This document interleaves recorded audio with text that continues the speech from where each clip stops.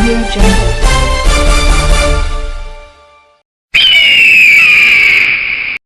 பட்டாசு ஆலை வெடிவிபத்து. கருட புராணம் செய்திகளுக்காக காளிராஜ். வெம்பக்கோட்டை அருகே பட்டாசு ஆலை வெடிவிபத்தில் ஒரு அறை சேதம், ஒருவர் படுகாயம். சிவகாசி அருகே உள்ள திருத்தங்கல் பகுதியைச் சேர்ந்த குருநாதன் என்பவருக்கு சொந்தமான கிருத்திக் கிருஷி எனும் பட்டாசு ஆலை வெம்பக்கோட்டை அருகே முத்துசாமிபுரம் கிராமத்தில் செயல்பட்டு வருகிறது. இந்த ஆலை மினி நாக்பூர் உரிமம் பெற்றதாகும். இங்கு 15க்கும் மேற்பட்ட அறைகள் கொண்ட இந்த ஆலையில் 50க்கும் மேற்பட்டோர் பட்டாசு தயாரிக்கும் பணி புரிந்து வந்தனர்.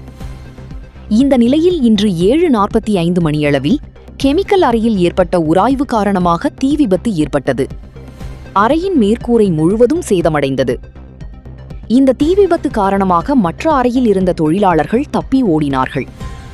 இது குறித்து தகவல் அறிந்த வெம்பக்கோட்டை தீயணைப்பு நிலையத்தில் இருந்து தீயணைப்பு நிலைய அலுவலர் செந்தூர் பாண்டியன் தலைமையில் தீ மேலும் பரவ விடாமல் அணைத்தனர்.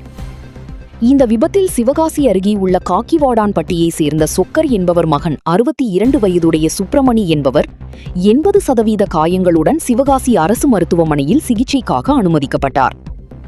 விபத்து நடந்த இடத்தை சாத்தூர் டிஎஸ்பி குருசாமி, வெம்பக்கோட்டை தாசில்தார் ஆண்டாள் பார்வையிட்டனர்.